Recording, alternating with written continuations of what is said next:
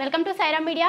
ఈరోజు మనతో పాటు సంజయ్ గారు ఉన్నారు, చెఫ్ సంజయ్ గారు. సో చెఫ్ డే సెలబ్రేషన్స్లో భాగంగా సంజయ్ గారు అయితే మనతో మాట్లాడతారు. ఆయనతో మాట్లాడదాం. నమస్తే సార్. నమస్తే. సైరా ప్రేక్షకులందరికీ happy chefs day, happy world's bread day, అట్లాగే హ్యాపీ దివాళీ. అయితే మీరు జర్నీ స్టార్ట్ చేసే టైంకి అసలు మగవాళ్ళు వంట చేయడం ఏంటి, ఆడవాళ్ళ పని అని చెప్పేసి చాలామంది ఆ టైంలో అనుంటారు. కానీ ఆ టైంలో కూడా మీరు చెఫ్గా మీ జర్నీ ఎలా స్టార్ట్ చేశారు, ఎలాంటి స్ట్రగుల్స్ ఎదుర్కొన్నారు? అంటే నిజానికి మనం చరిత్ర చూసినా నల్లభీమ పాకం అన్నారు, కానీ ఏ సావిత్రి పాకమో సీత పాకమో అనలేదు. కానీ నేను అంటే 35 సంవత్సరాల కిందట ఒక షెఫ్ ప్రయాణం చేస్తూ హోటల్ మేనేజ్మెంట్ జాయిన్ అవుదామంటే ఏంట్రా వెళ్ళి అంట్లు తోముతావా, గిన్నెలు కడుగుతావా, ఏం చేస్తావా, అది ఇది అని హేళన చేసేవాడిని. కానీ నాకు చాలా క్రిస్టల్ క్లియర్, ఎందుకంటే చిన్నప్పటి నుంచి ఫుడ్ అంటే నాకు చాలా ప్రేమ. ఫుడ్లోనే రకరకాల వెరైటీ చేసుకొని తింటూ ఉంటాను. కానీ నాకు ఈరోజు అనిపిస్తుంది షెఫ్ కాకుండా వేరేది ఏదన్నా చేసుంటే బాధపడేవాడిని. కానీ ఆ రోజుల్లో నిజంగా హేళన ఉండేది.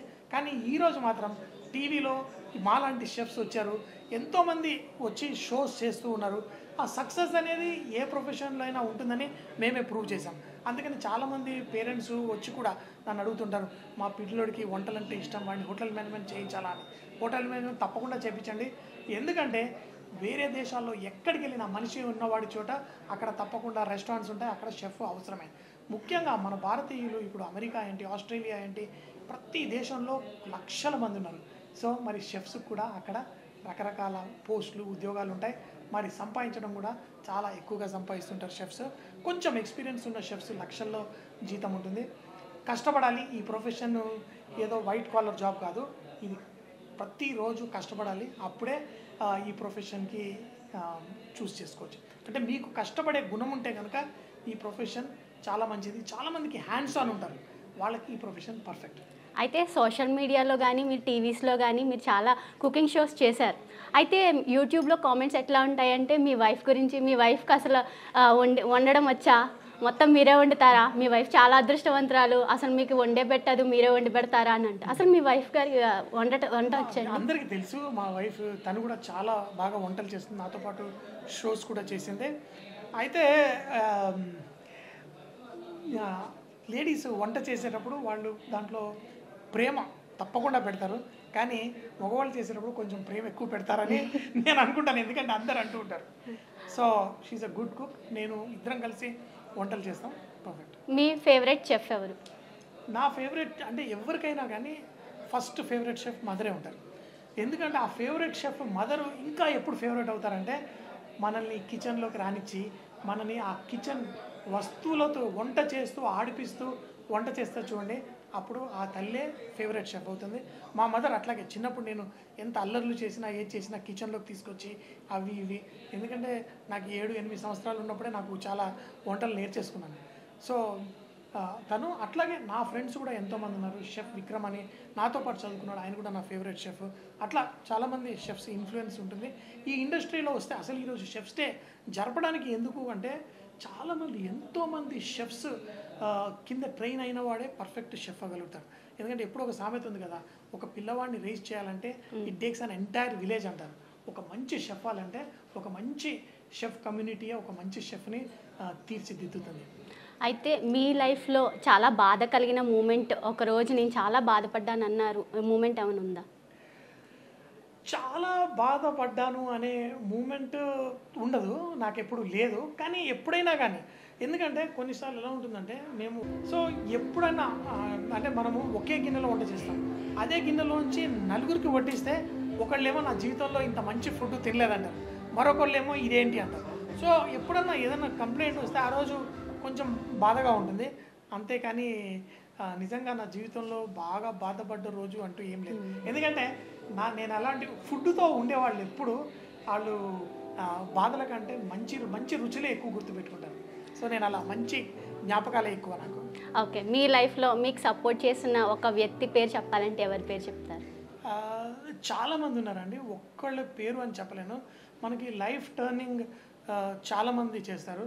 నేను హైదరాబాద్లో ఉన్నప్పుడు కుకింగ్ కాంపిటీషన్స్ చేసేటప్పుడు నా ఒక ఫ్రెండ్ గుట్టి రాజేష్ అని ఉన్నాడు, ఒక కాంపిటీషన్ తను హెల్ప్ చేశాడు. అట్లా చిన్న చిన్న హెల్ప్లు చేసినవి ఏమీ మర్చిపోలేము. నేను అమెరికాలో వెళ్ళినప్పుడు ఆ, నాకు ఒక పెద్ద ఆయన తనతో పాటు తిప్పి అన్ని రెస్టారెంట్లో ఫుడ్ తినిపించి నీల్ మొడిగండ అని ఒక ఆయన ఉన్నాడు, అది కూడా ఎప్పుడు మర్చిపోలేము. ఇంకోటి ఒక మంచి ఫ్రెండ్స్ ఉంటారు, మా షెఫ్ ఫ్రెండ్ అని ఇట్లా ఉంటాయి. ఇందాక షెఫ్ విక్రమ్ సింహ అన్నాను కదా, ఆయన చూసి ఆయన నాకంటే బాగా కష్టపడతాడు, నాకంటే చాలా టాలెంటెడ్ అని అప్పుడప్పుడు కొంచెం అనిపిస్తూ ఉంటుంది. అంటే అట్లా కూడా ఇన్స్పిరేషన్ ఉంటారు.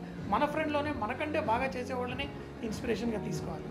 ఓకే, అసలు మీరు ప్రొఫెషనల్ లైఫ్లోనే ఎక్కువ కనిపిస్తూ ఉంటారు, నవ్వుతూ ఉంటారు, నవ్విస్తూ ఉంటారు. మీరు ఫ్యామిలీ లైఫ్లో ఎలా ఉంటుంది? అంటే జోక్ చేయడం కాదు, చెప్పేది ఏంటంటే గ్రేట్ హస్బెండ్ ఎవరంటే వైఫ్ ఏం చెప్పినా వినేవాడే గ్రేట్ హస్బెండ్. గ్రేటెస్ట్ హస్బెండ్ ఎవడు అంటే ఆ చెప్పడానికి కూడా దొరకకుండా పారిపోయేవాడు గ్రేటెస్ట్ హస్బెండ్. నేను వంటలతో మాయ చేసి తప్పించుకుంటూ ఉంటాను. ఓకే, ఫైనల్లీ కొత్తగా వచ్చే చెఫ్కి మీరు ఏం చెప్పదలుచుకున్నారు? అంటే చాలామంది వంట చెయ్యాలి, చెఫ్ అవ్వాలి అని చాలామందికి ఉంటుంది, కానీ సొసైటీ వల్ల, వాళ్ళ ఫ్యామిలీ వల్ల వాళ్ళ డ్రీమ్ని ఫుల్ఫిల్ చేసుకోలేరు. వాళ్ళకి మీరు ఎటువంటి మోటివేషన్ చెప్పాలనుకుంటున్నారు? చూడండి, ప్రతి ఇంట్లో వంటలు చేసుకొని తింటారు. ఇమాజిన్ చేయండి, ఆ పనికి మీకు డబ్బులు వస్తుంటే ఇంకెంత బాగుంటుంది. మా బాబు ఒకసారి వచ్చేసి, డాడీ నేను కూడా షెఫ్ అవుతా అన్నాడు. అబ్బా మావాడు షెఫ్ అవుతాడా ఏంట్రా అంటే, ఎంతమంది అందరూ పోయి చాలా కష్టపడుతూ ఉంటారు, ఎక్కడో ట్రావెల్ చేస్తూ ఉంటారు, నువ్వు ఎప్పుడు ఇంట్లోనే ఉంటావు, చక్కగా ఎంజాయ్ చేస్తావు. అంటే జీవితంలో ఒక స్టేజ్ వచ్చిన తర్వాత food is the number 1 happiness ఇచ్చేది. నెక్స్ట్ ఏ షోలు చేయబోతున్నారు? అంటే నాకు ప్రతిసారి కొంత ఇన్నోవేషన్ ఏదైనా తీసుకురావాలి. ఈ మధ్యకాలంలో ఎక్కువ ఫామ్లో ఉంటాను, కూరగాయలు పండిస్తూ అట్లా ఇట్లా. కానీ ఏంటంటే next few years younger generation, young chefs కోసం డెడికేట్ చేయాలి. ఎందుకంటే మనకున్న టాలెంట్, మనకున్న ఈ ఇండస్ట్రీని, ఈ షెఫ్ వరల్డ్ని ఎంత చక్కగా నేను ఎంజాయ్ చేస్తానో అది 10 మందికి నేర్పియాలని నాకు. ఎందుకంటే ప్రతి వంట చేసేటప్పుడు ఒక మ్యాజిక్, ఒక సంతోషం, అన్నీ మర్చిపోతాం. వంట అనేది ఒక మెడిటేషన్ లాంటిది. ఆ ప్రొఫెషన్ని ఇంకా యంగ్స్టర్స్కి చక్కగా నేర్పించాలని నా కోరిక. అంటే ఓన్లీ చెఫ్ చదువుకున్న వాళ్ళే కాదు, ఇప్పుడు మనం చూసుకున్నట్లయితే చిన్న చిన్న రెస్టారెంట్లలో కూడా ప్రతి ఒక్కళ్ళు కొంచెం వంట రాగానే చెఫ్ డ్రెస్ వేసేసుకుంటున్నారు, నోట్లో పాన్ కానీ ఏదో వేసేసుకుని అలా చేస్తున్నారు. అది చాలా తప్పండి. ఎందుకంటే చాలామంది ఏమనుకుంటారంటే, నాకు కూడా చెప్తాను, మా వాడు చదవట్లేదండి, వాడిని షెఫ్ చేయాలి, నాకు బాధ అనిపిస్తుంది.